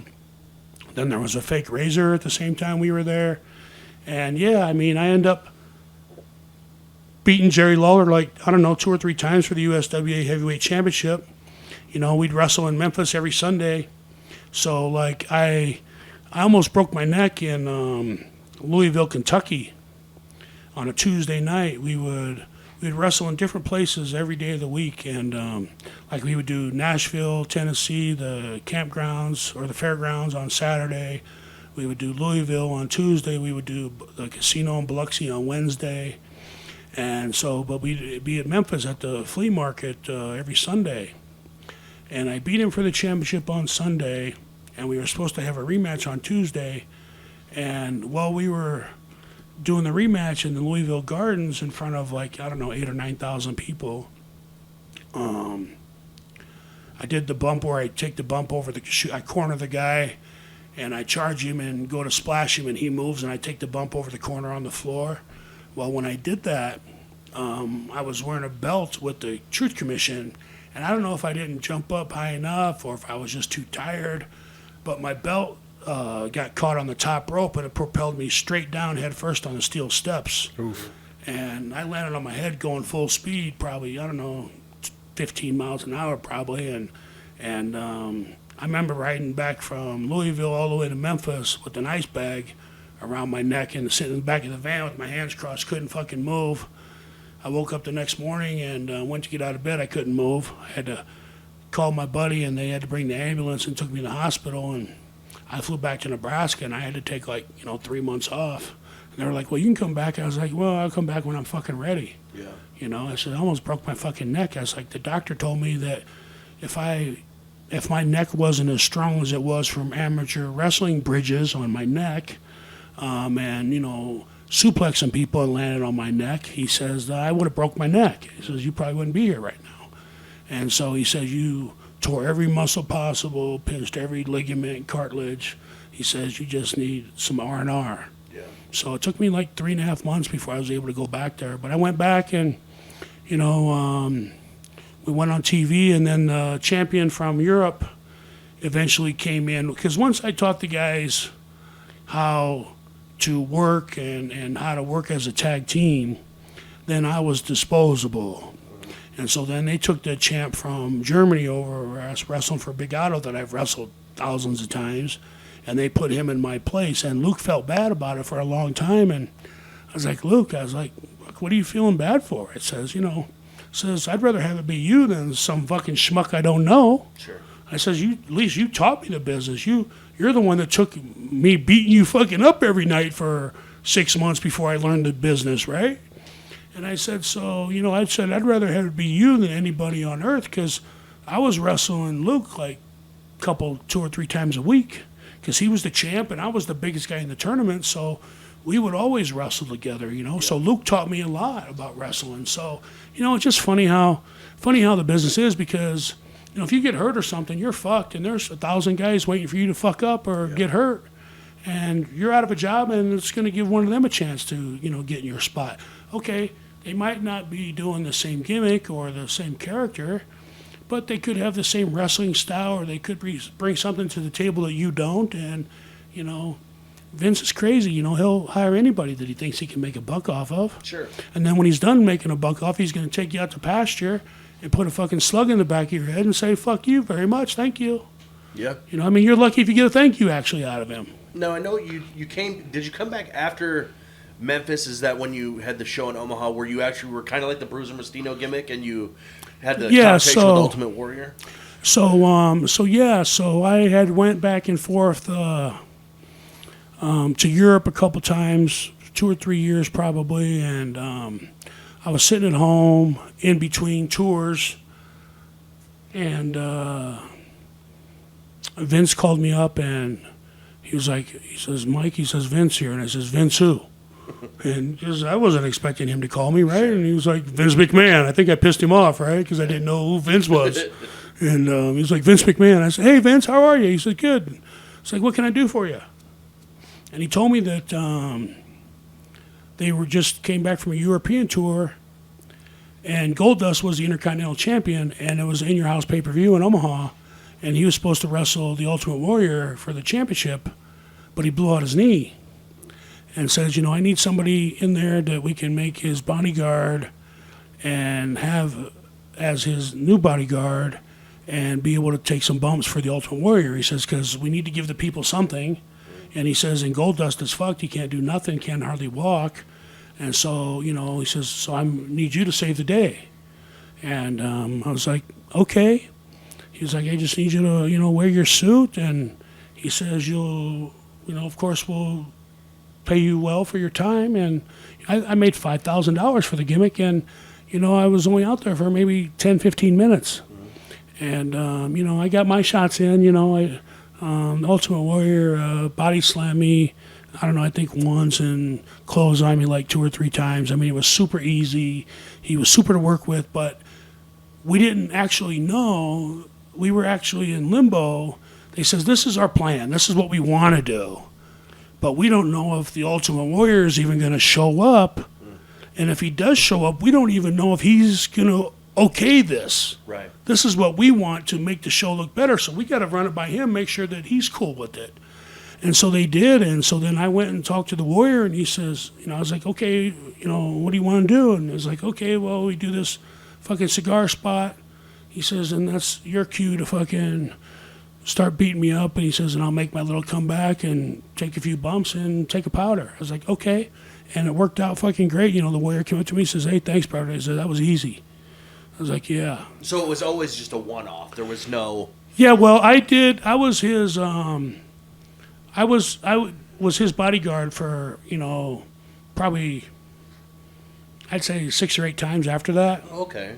Was this on a house show, Lou? Yeah, just in house shows probably, and so then after that, they didn't go any farther with it. You know what I mean? Because he had Marlena, and him and Marlena were really tight, and there was nothing wrong with their gimmick, so he really didn't need it. I mean, they just had the idea because Goldust was fucked up, and it was my hometown. And they said, okay, who can we call? Well, let's just call Mike. And, sure. We know he's professional, and he's going to do the job, and so that's what I went out there and did. That's great. Now, something that a lot of people, at least I didn't know before we started research, you had a little run in ECW. Yeah, a little, kind of short, sweet, I guess. It was interesting. A big deal. It was like. Yeah, it was kind of a big deal. Paulie had this thing that no matter who you were in the WWF, if you were coming from WWF or WCW, he would job you out right away, the very first thing. So when I showed up, they fucking says, okay, you're wrestling 911 tonight. And I knew because I was living with my buddy in South Philly at the time that I wrestled with in Europe. He was one of the pit bulls. And he was like, Mike, he says, Paulie's probably going to job you out. He said, don't get pissed. He says, I know how you are. And I said, no, it's only business. And so that's what he did. He says, you wrestle 911. I was like, okay, well, what do you want me to do? He's like, well, I want you guys to tie up. He's going to grab you. He's going to fucking pick you up and fucking choke slam you and fucking pin you 1, 2, 3. I said, that's it? He's like, that's it? I says, and you're going to give me $400 for that? He's like, yeah. I was like, pay me. Yeah. And like Taz came out. I saw this match for the first time, and like Taz was he I think he was their world champion at the time. Yeah, he was. He was the ECW world champion. Because he was beefing with 911 or whatever. Yeah, because he was the suplex machine. Yeah. I think he probably still is. Yeah, actually, you're probably right. He's like me. We can suplex you from any angle, right? Yeah. But yeah, I mean, I actually forgot that Taz was part of that little gimmick until I seen you mention it, right? Yeah. And but yeah, I mean, it was crazy. I mean, I don't know. I know I wrestled a guy, El Puerto Ricano, up there. Yeah, that's from he was announced from Ecuador. Yeah, I don't know where he was from, but I mean, I worked for Paulie maybe 5 or 6 times, and he paid me the very first night right up front, and after that it was a slow pay. And then I heard he slow paid everybody, and I was like, he ain't fucking slow paying me. So I got my money and I got the fuck out of there. Yeah. I either I wrestled in Europe, or I wrestled for Vince, or I didn't usually wrestle. Sure. Because I wasn't gonna wrestle for, peanuts. Yeah, for especially local after you've been to where you've been. Local companies or local independent people. I mean, I had people calling me all over town asking me to wrestle in Illinois and stuff, and I probably didn't start doing independence really until probably 2008 maybe, and did them until I retired probably. So I only did independence like the last 8 or 9 years of my career. Now in 2019, you worked for GCW for Joey Janela in the Clusterfuck Battle Royal. Is that? Oh yeah, that was a fucking blast, man. That was a blast. Tracy Smothers was in that. Ricky Morton and Robert Gibson was in there. There was a lot of old school guys, man. But they, Brett Lauderdale is a great guy. He's the one that owns the GCW, and paid me very well. Took great care of me. Class act operation, and it was fun, man. I mean, it was a blast. And I don't even know if he'd call that wrestling, really. Yeah. It was just kind of the appearance. kind of a brawl for all. Yeah, it was just basically just, he just wanted them to see the fucking Mantaur character, and, because I was only probably in there, I don't know, maybe 7-8 minutes probably. But yeah, I think like 3 or 4 guys threw me out, ganged up on me and threw me out, right? And so, but yeah, it was nice, Yeah. So, Mike, we got a question from chat. They want to know who contacted you in GCW for the Spring Break in New York. How did that contact happen? Well, I wrestled for a guy on the East Coast, and I wrestled Tito Santana at the time. That's Mike's dad. Yeah, It's a side note. It's a joke. My mom was a waitress at the Red Lion. Hold on. Sam, not just say that, I can actually see the resemblance. Arriba. Yeah, right? And, man, that was a fun fucking match with Tito, man. We had a blast doing that. That was a lot of fun. And, but I wrestled for a guy, I'm trying to think of his fucking name now. It'll come to me. But I wrestled for a guy on the East Coast because I was going out with a girl out in New Jersey for about 5 or 6 years. So I spent a lot of time on the East Coast, and so the promoters knew that I was out there. And so they would always have me go out there and wrestle. And I wrestled for a guy, I don't know, 3 or 4 times. And Brett Lauderdale, the owner of GCW, he was like a referee for this guy at the time. And so Tito Santana, when he became the owner of the company, Tito worked for him quite a lot because Tito lived right there in New Jersey. Tito was a school teacher and for the state of New Jersey. And so the guy that was a referee for the other guy that I wrestled for, he brought me in. He says, I can't believe Vince never thought of this. He says, but I want to do the El Matador against the Bull. Yeah. And it was great, That makes man. sense. That writes itself, we did the whole fucking, charging the flag gimmick. We got like 5 minutes out of that, man. I just put my head down, do the Mantaur shuffle, and charge him, and he would go, oops, missed him, and we would fucking do it again on this corner, do it again in that corner. But we got like 5-6 minutes out of that. We didn't have to do nothing except fucking charge the fucking flag that disappeared. That's crazy. But yeah, it was funny, man. I mean, it was a great time. So that's how I got hooked up with East Coast. And when I wrestled for Vince, I wrestled more on the East Coast than anywhere else in the country. And so my following is huge on the East Coast. Anytime there's like a big convention or they have WrestleMania out there, I always go and sign autographs, and I always make a shit ton of money when I go to the East Coast. I was just out there 2019, I think, for WrestleMania when they had WrestleMania at Yankee Stadium. And I did the big WrestleCon for the whole, like, Friday, Saturday, Sunday gimmick out there and made a shit ton of money. Yeah. So, You like doing those? The wrestling, the cons? They're pretty fun, man, because, I actually had a guy in 2019 at the WrestleMania, at the wrestling convention at WrestleMania. Guy came from Australia. He's like, Mantaur, he says, I came all the way from Australia to get your autograph. He said, you were one of my favorite wrestlers growing up as a kid. And I was like, that's fucking amazing. Yeah. Now I know why I did what I did and do what I do, because, the money was great, but the conditions were the shits. Yeah. You'd wrestle in Omaha tonight, you'd wrestle in Des Moines tomorrow, you'd wrestle in Kansas City on Monday, you'd wrestle in St. Louis on Tuesday, you'd wrestle in L.A. on Wednesday, you'd be in Europe on Friday. That's hard on your brain, man. And you live out of a suitcase. Sometimes we'd be away from home for like 30 days in a row. We literally worked 300 plus days a year in New York. Yeah. I mean, Vince worked us like fucking dogs. Yeah. Got another dogs. question from the chat. Somebody wants to know if you have any memories of Mike Shaw, a.k.a. Bastion Booger, from the 90s. Absolutely not. I never worked with him. Of course, I was on the same card as him, but never had to work with him at all. So, no, I had nothing with Mike Shaw. Okay. That leads actually Mike Shaw because like Jim Ross, Bruce Pritchard, and Jim Cornette, who was your manager on like One Off. You can tell me about that. Jim Cornette was my manager from the beginning until the end of Mantaur. Okay. So every time I went to the ring, I was with Jim Cornette. Okay. They all kind of say shitty things about the gimmick.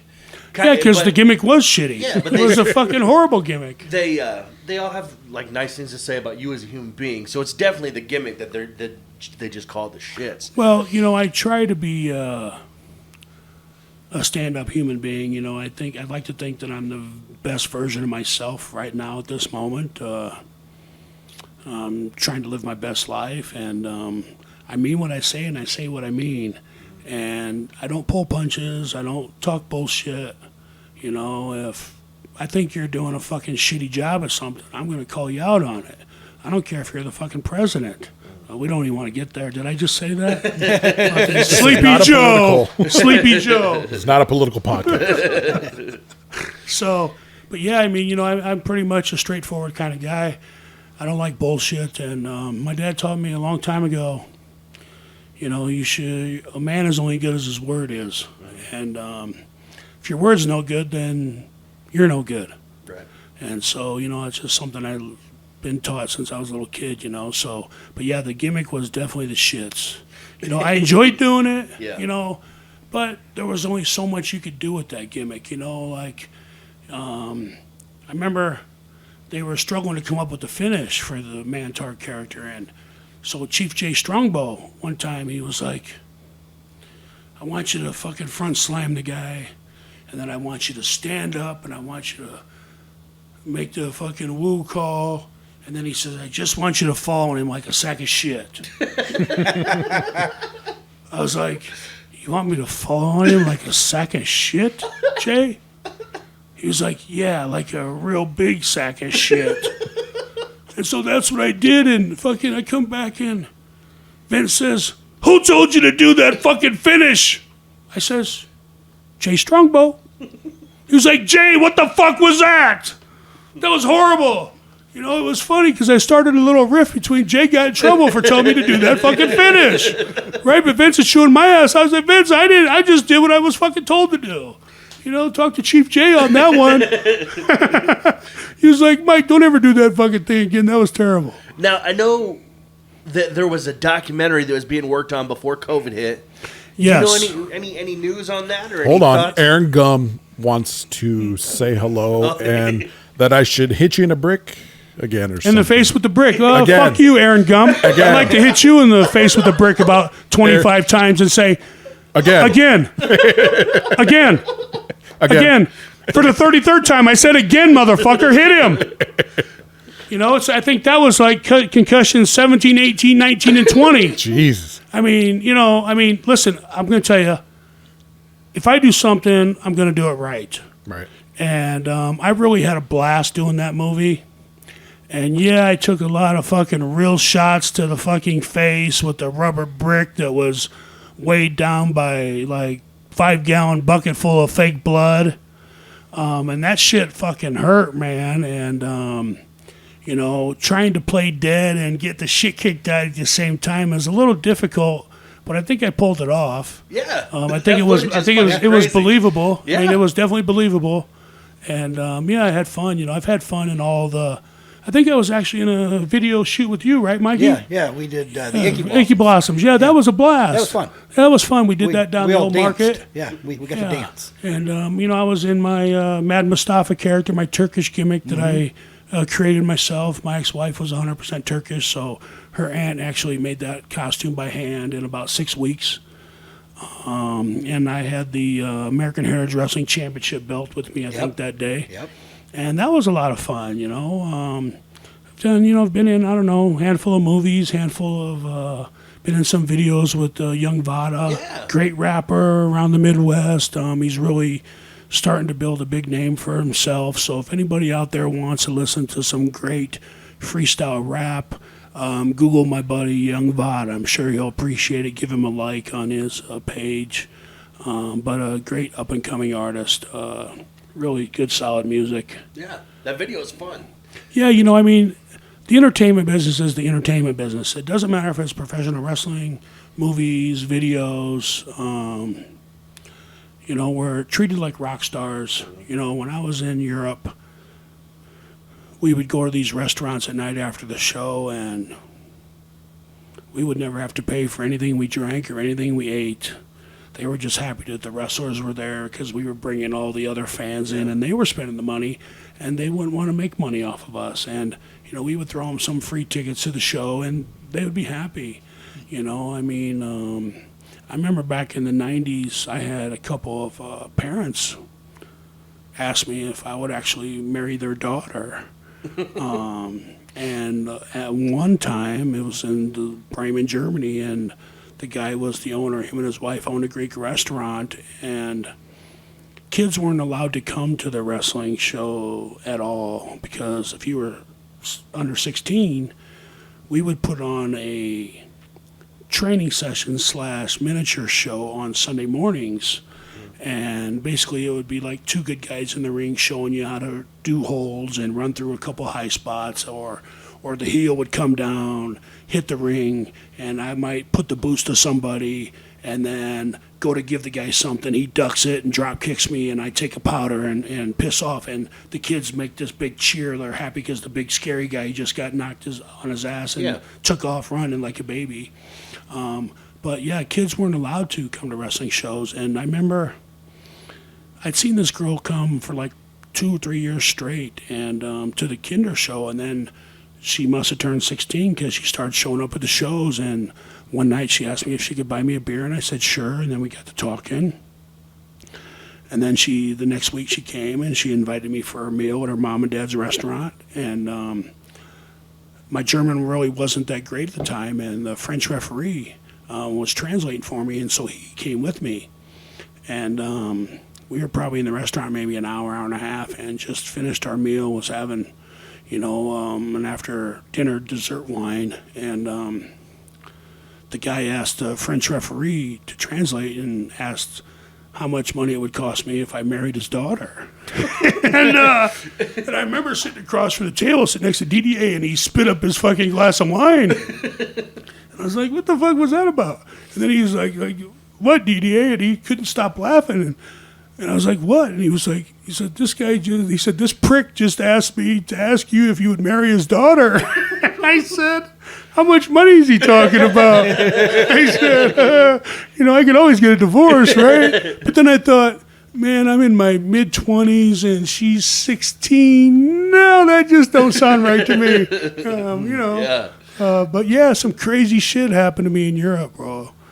Crazy shit, man. We got one more question from the chat. They want to know if you have ever amateur wrestled Greg Wilcox. He's a South O. You know what? wrestling- I've never wrestled him in a one-on-one match, but when I was wrestling, when I was a freshman high at Ryan High, I had just been recruited. Like I said, right into high school, I had just won 2 world championships in freestyle and Greco-Roman. And when I came back, the press from the Omaha World Herald, the South Omaha Sun, they were all waiting for me at the airport.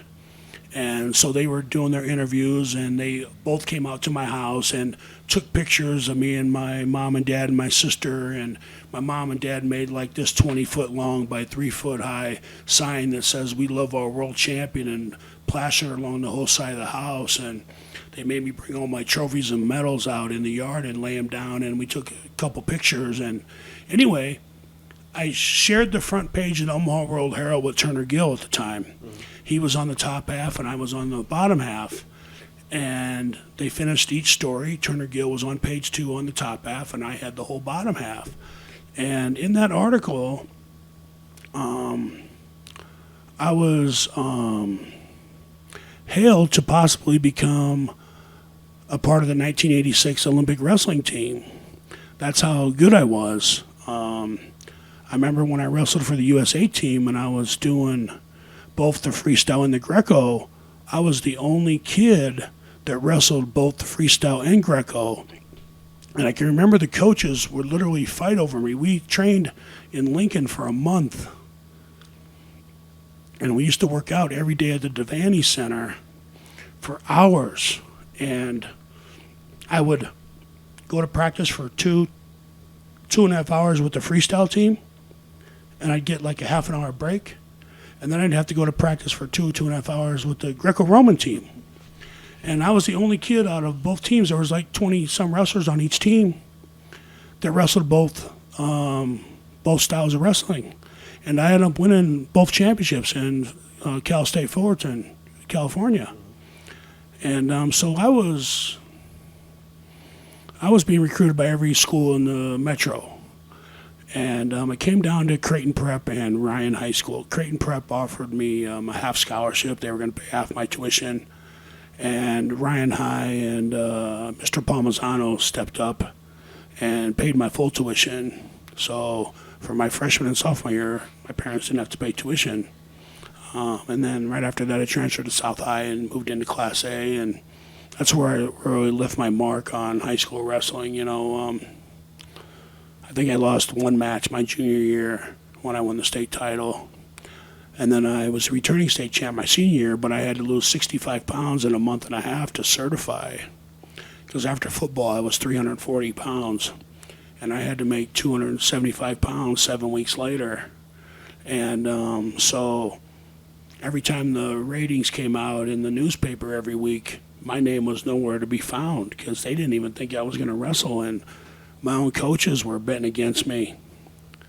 And I remember the night before I had to certify at the Millard South Invitational, I lived down with my buddy on 13th and Jefferson because him and his brother wrestled and his family never had food in the house. Where my mom and dad, they always had food. If they didn't make food for 4 people, they made food for 40 people every night.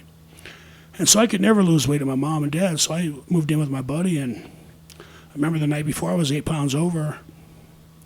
And I got up at 5 o'clock in the morning and I put my training gear on and my sweats and my plastics and another pair of sweats over it and a hat and gloves. And I says, I'm getting ready to leave. I said, I'm going to run to South and put my stuff in a bag and I'll hang my bag on your locker. And I said, I'll meet you at Millard South. He says, okay, Slim. And so that's what I did. I ran to South High and I put my stuff in my bag. And then I remember I started my journey running to Millard South from South High.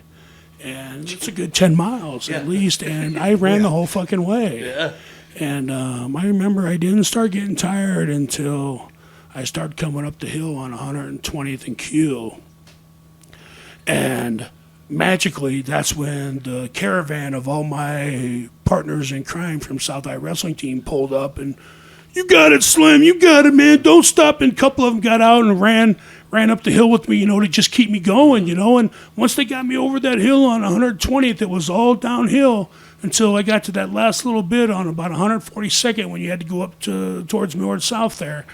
And but I fucking made it, and I got out there, man, and I stripped down to my jock strap, and I stepped on that scale, and it fucking gave, and as soon as I made weight, I kissed the fucking ground and thanked God, and I said, I'm back, bitches.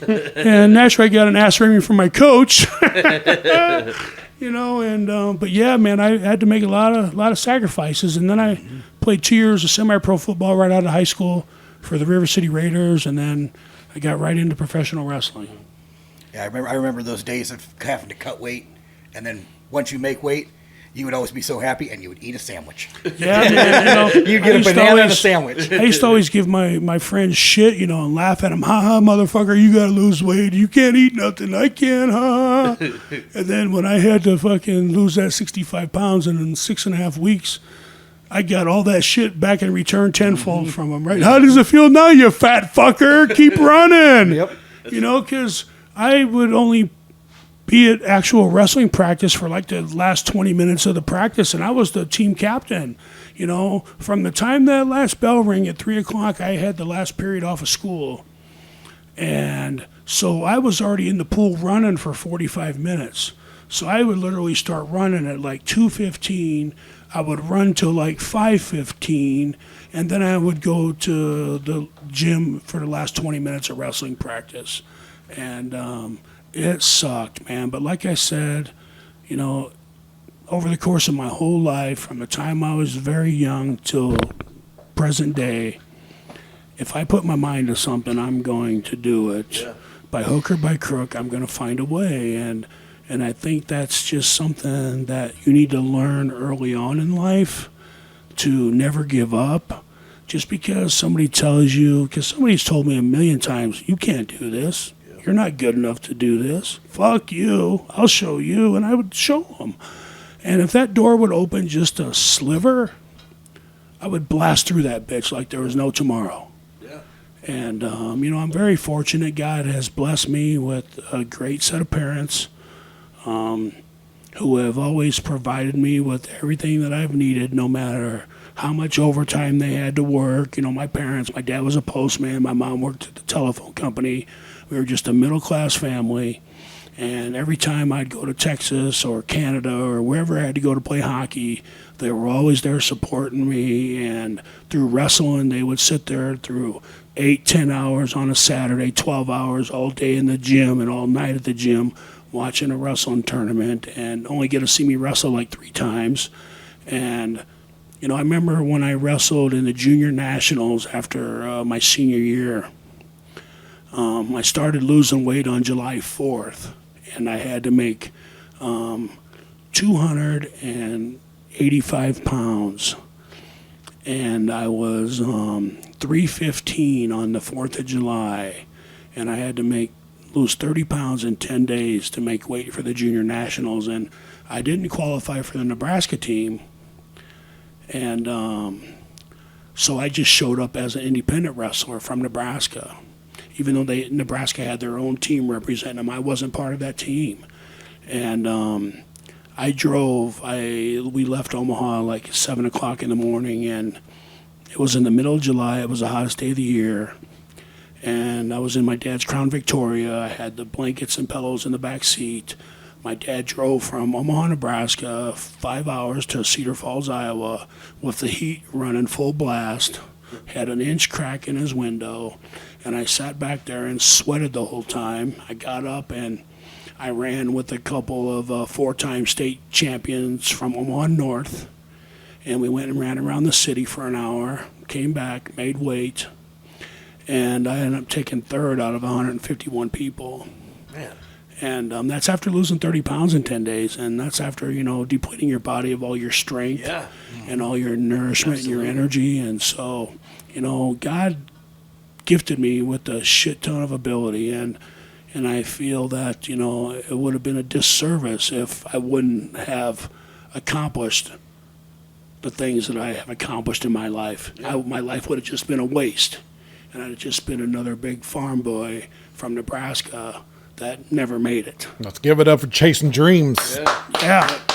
You know, I think, Mikey, if I remember correctly, I did a autograph session about 6 months ago out in New York. Mm-hmm. And I think you called in and ordered a picture. Yep. And I think you might have talked about this last Saturday when you were doing the interview without me. And I think if I remember correctly, when I signed your picture, I signed it, dreams do come true. That's what you Am I correct? Yes. Yep. So, excuse me. Dreams do fucking come true, fellas. That's right. Ladies and gentlemen. That's right. And, yeah, I'm sitting here kind of tearing up and getting choked up. But nothing has ever been given to me in my life. I've always fought for it tooth and nail. And I'm proud of the shit that I've accomplished in life. Yeah, I could have done more, but I think we all can be better people and we all could do more. But I'm really grateful, you know, for my mom and dad. I just lost my mom in October, by the way.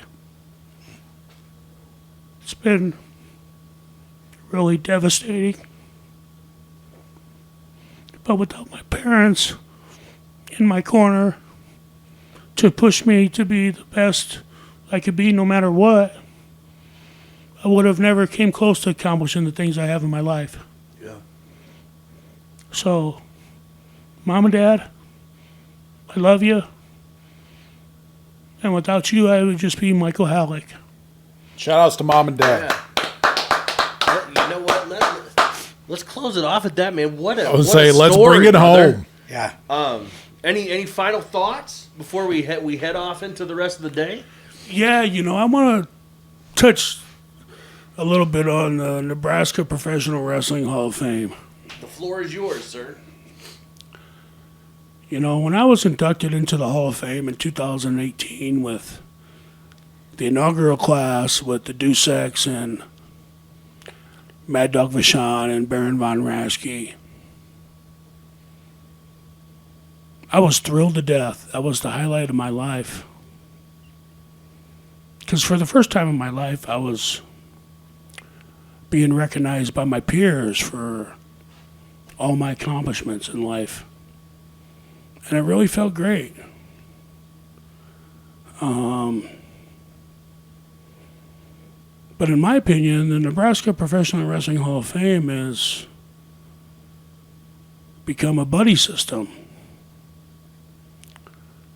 And there was this initial set of rules that Donnie Dodge made, and Donnie's done a great job with the Hall of Fame. He's put a lot of blood, sweat, and tears in it. And I actually broke Donnie Dodge in the professional wrestling business. I don't know if you know that or not, Mikey. I didn't know that. But I was promoting shows for Subby and Zaldo at Ameristar Casino, or Harrah's, one of them. And I had brought the Public Enemy in to wrestle me and Paul. And during that time, somehow we got in touch with Z92. I think they were promoting the show or something. And so we met Donnie Dodge out at Hooters on Center. And I remember they had a film crew there and stuff. And I remember picking him up and throwing him through the fucking basketball machine and slamming him on the floor. And, we made Donnie like an inaugural referee or something. And he got involved in the match. And either he'd give a few chair shots with Orsi's Bakery's pizza pans, or he took a few pan shots, right? But it was a street fight between Public Enemy and Paul and myself, and it was a great match. And Donnie was a part of that, and that's how Donnie got the itch to become a professional wrestler, was from that day and that time. And so Donnie created this Professional Wrestling Hall of Fame and has done a great job, but the last couple of years, Nebraska is the only Hall of Fame in the country that I know of that inaugurates, 4, 5, 6 wrestlers every year. When I grew up, if you were part of the Hall of Fame, like in the NWA Hall of Fame or WCW Hall of Fame or the USWA Hall of Fame or the New England Hall of Fame, you had to go somewhere to a big federation and you had to accomplish something there. And you had to have left your mark on professional wrestling on a global forum. And in Nebraska, there was not a lot of global stuff except the AWA. And so, there's been a lot of guys inducted into the Hall of Fame that I truly don't believe deserve a spot there. And I just truly think that, Donnie's trying to put his buddies in the Hall of Fame. And I don't think that's fair to the rest of us who've actually laid a mark on the sport of professional wrestling in the world and in this country. And, I just think that something needs to change there, because you're going to lose the prestige of a Professional Wrestling Hall of Fame. I mean, that has to mean something, I wear this ring with pride. And I haven't taken it off since the day that it was put on my finger. And I've earned this prick. And there's guys that are in the Hall of Fame that have only wrestled in Omaha once or twice a month. And they've had regular 9-to-5 jobs at the same time supporting their family, and have turned this hobby into a Hall of Fame induction when they only put their mark on a small independent company's promotion in Omaha. To me, it makes more sense if Magnum or the OMW, if they want to have their own Hall of Fame, they should have their own Hall of Fame and let these guys be inducted to what they've accomplished for that company. But as far as on a global aspect and to mean something notoriety-wise, they, there's no comparison to the way I lace up my boots and the way they do. I mean, they go on the same, but when I tie my knot, I tie it with passion. I tie it with drive. And I tie it with knowing that I've been somewhere and I've done something in this sport and for this sport. I've made the sport of amateur wrestling and professional wrestling better. Why is it better? Because I was involved in it. Because I'm a great wrestler. I didn't just wrestle 1 or 2 days a month. I wrestled 300 days a year for years and years. Beat up my body. That's how I supported my family. If I didn't make money wrestling, I wasn't feeding my family. These guys got 9-to-5 jobs and wrestle once or twice a month and they're in the Hall of Fame? I don't think so. And for me, that's kind of left somewhat of a sour taste in my mouth, actually. I will still never take off this ring because I've earned this ring. But a lot of other guys haven't. And I guess before I dig myself too much more of a hole in my own community, I'll leave it at that. But, I just think it's something that has to be said. And I'm just that motherfucker who's going to say it because my balls are that big. I think it's just like what we were talking about earlier. You've done your career and all that. What the Hall of Fame is doing is something else. Yeah, as well. And what's important to me is you have an opinion. It's important enough that you have an opinion about it. Yeah. And, that's but assholes are like opinions, and we all have one. Right. Or opinions are like assholes, we all have one. But in the same token, with saying that, I don't want to take anything away from these guys' wrestling ability. Mm-hmm. Okay? Because they are good wrestlers. Right. They're not great wrestlers, and they haven't accomplished enough, in my opinion, to be a part of the Hall of Fame. I'm not saying they're the shits and they absolutely don't deserve it. Yeah, they deserve it to be in a Magnum Hall of Fame or PWP Hall of Fame or OMW. I can remember when I started promoting my own shows in the early 2000s, I went to like 4 different venues in Omaha where I knew they had wrestling. And they said, oh no, we had this company OMW here and they were the fucking shits and we will never have another wrestling show again. I was like, okay. Can I try and change your mind? No, it's not even worth it. That show was so bad. I don't want to see no more professional wrestling ever. Okay, sorry you feel that way. I wish you'd give me an opportunity. So I'm not saying that these guys are terrible wrestlers by any means because they're all good in their own way and they've all started somewhere and had to learn from somebody and they've become great wrestlers. But in my opinion, they're not great enough to be in the Hall of Fame. They've done big things for certain companies around town, so put them in that Hall of Fame, but don't make them a part of the Nebraska Hall of Fame, because when you put somebody in the Nebraska Hall of Fame, you're putting, let's say, Donnie Pepper Cricket or Preston Maxwell in with guys like the Duseks and Mad Dog Vachon and Ted DiBiase and Dave Sullivan. Them guys don't even compare to those other big names I just mentioned.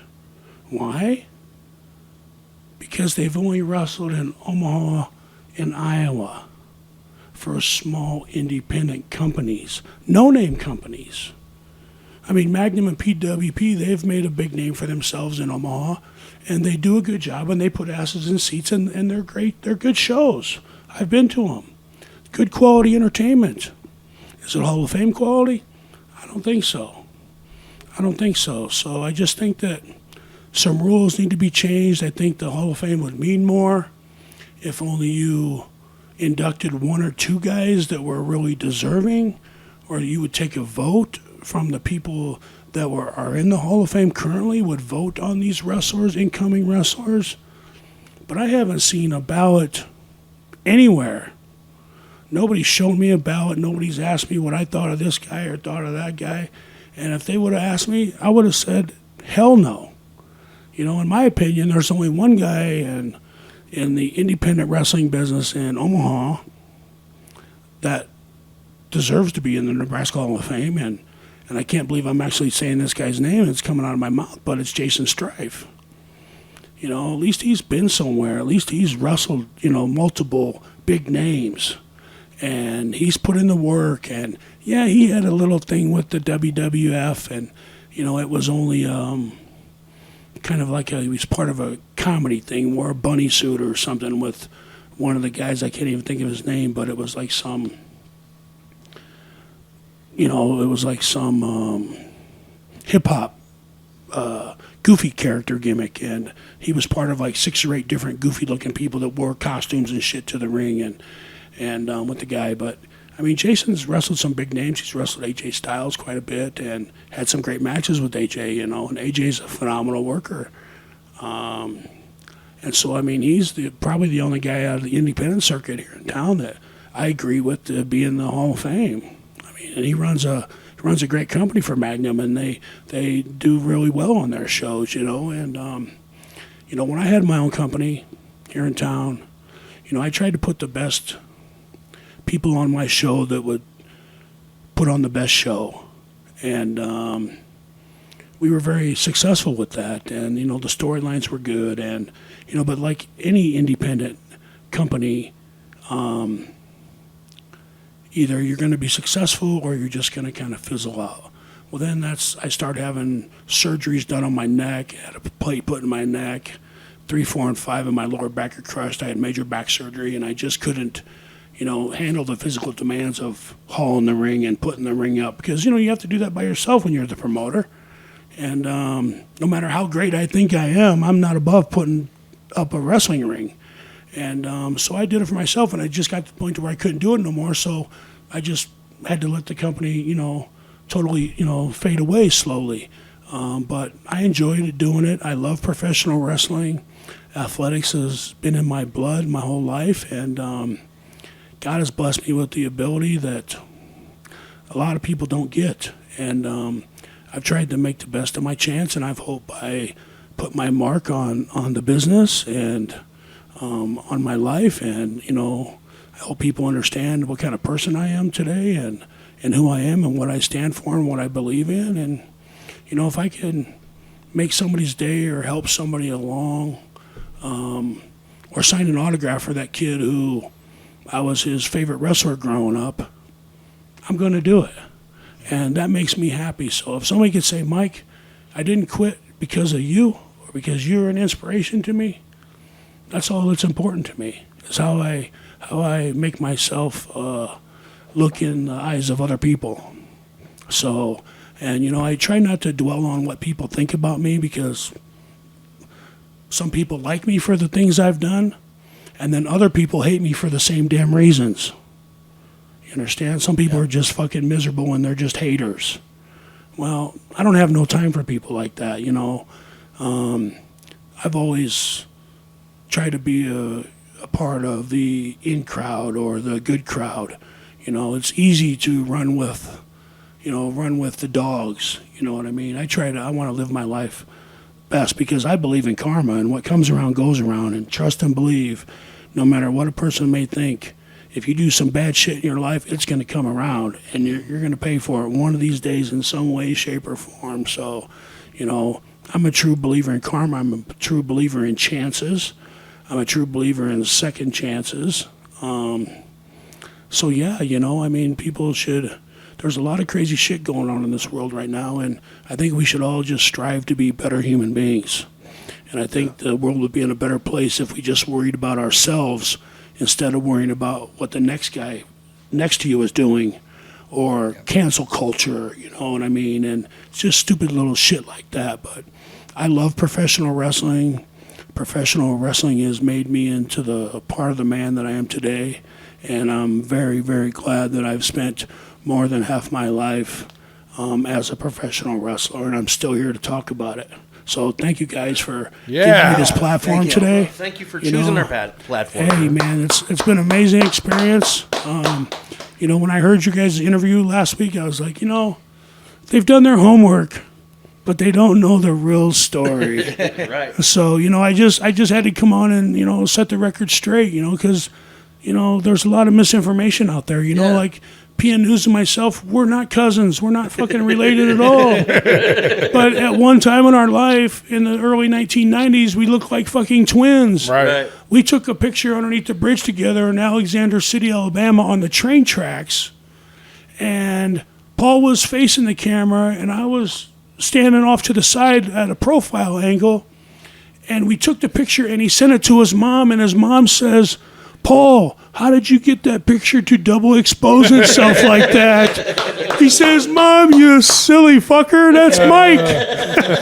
That's me and Mike. She says, what? It looks like it's just your profile. He says, no, Mom, that's me and Mike. She goes, oh my God, you guys look alike. And so when Paul's dad died a year ago or so, a year and a half ago, I went to the funeral up in Hardington, Nebraska, or Yankton, South Dakota, actually, and somebody in his family says, boy, you two really do look alike, don't you? I was like, yeah. I was like, most people say that we look like twin brothers. I says, but Paul and I tell everybody we look like twin sisters. Well, let's take it home. Mike? Yeah, thanks everybody for tuning in. Thank you again, Mike, for coming through. And we'll be back next week with something fun. This is Next week? Yeah. Or actually, are we doing the watch along tomorrow? Oh, yeah, we got watch along on Sunday for the AEW pay-per-view. So tune in. Very nice. Revolution. Yeah. Yeah, I have some good friends that wrestle for the AEW, man. I'm sure you guys heard of Thunder Rosa. Yeah. Oh, yeah. Well, I did a weekend autograph tour with her a couple years ago up in New York City, and man, she is one class act. Yeah. And she is tiny, and that woman can work her ass She off. can For fight, sure. man. Yeah, she can fight, man. So I'm really happy to see some friends of mine still in the business and being successful. So again, thanks again, guys. It's been my pleasure, and we'll have to do it again sometime real soon. All right, absolutely, my brother. Thanks, Thank you. Sam. All right. And we are signing off. Bye.